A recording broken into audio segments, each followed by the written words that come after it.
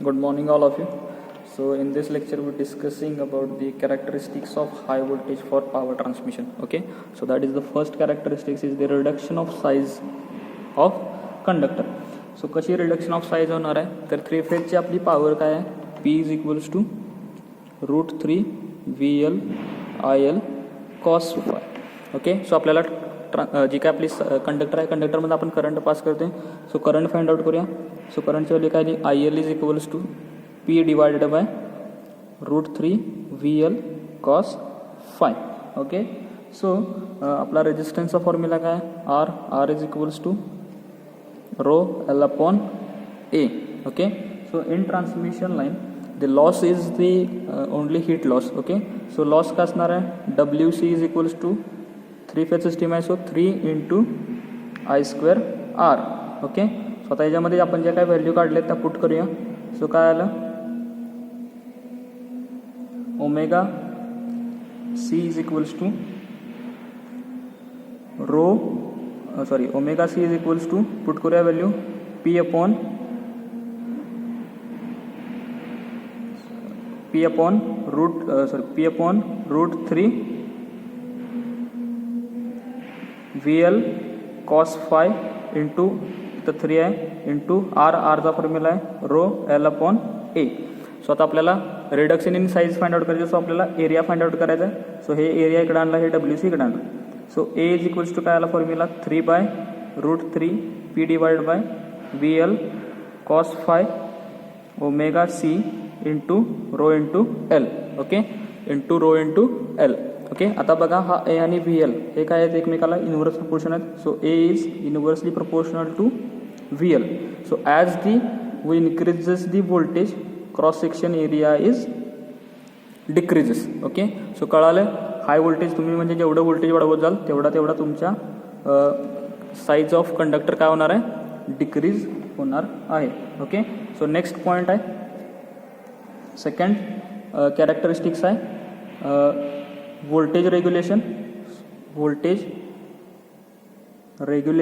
So voltage रेग्युलेशनचा formula आहे VS minus VR upon VS into 100 is equals to regulation. Okay, so as we increases the voltage the loss of the system is decreases. Okay, so त्या केसमध्ये तुमचं जे काय receiving end voltage आहे हे लेस than sending end voltage आहे. Because somehow थोडाफार loss आहे. सेंडिंग एंड म्हणजे तुम्ही पाठवणारं व्होल्टेज आणि रिसिव्हिंग एंड म्हणजे तुम्ही रिसिव्ह करणार आहे at receiving station. So VS आणि VR. सो इथं मध्ये काहीतरी तुमच्या सिस्टीममध्ये व्होल्टेजचा लॉस होणार आहे. सो तुम्ही सेंडिंग जेवढं पाठवणार आहे व्होल्टेज तेवढंच तुम्हाला रिसिव्हिंग एंडला मिळणार नाही. So but due to the आपण जे काय तुमच्या साईज ऑफ कंडक्टर वाढवतो त्यामुळं करंट आपण कमी पाठवतो. सो करंट कमी पाठवते म्हणजेच तुमचा जो काय आहे हा जो काय इथून जाणारा ट्रान्समिशन ड्रॉप आहे I × R drop. I × R drop कमी असल्यामुळं तुमचं व्होल्टेज रेग्युलेशन काय होणार आहे वाढणार आहे. ओके, सो त्यामुळे तुमचं व्होल्टेज रेग्युलेशन काय होणार आहे सिस्टीमचं लाईनचं बेटर असणार आहे. ओके, थर्ड आहे less line loss. Okay, so line loss आपण फाइंड आउट केला आहे already WC is equals to 3 × I² R.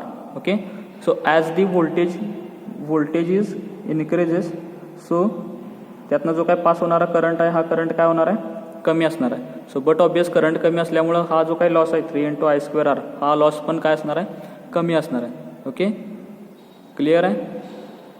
Okay, next point आहे तुमचा fourth one that is the line efficiency of the line.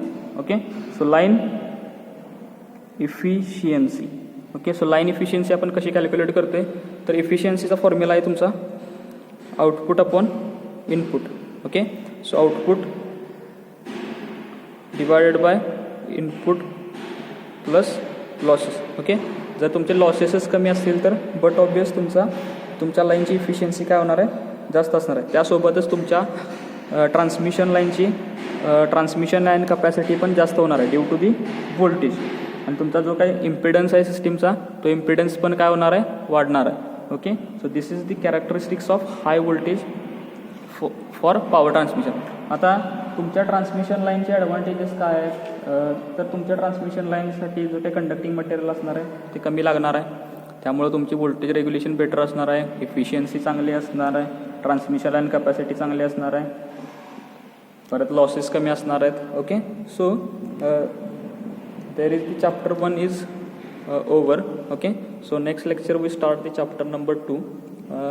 In chapter 1 तुम्हाला मी assignment provide करतो. ही assignment लिहून तुमच्या नोटबुकमध्ये लिहून ती सबमिट करा. Okay, thank you.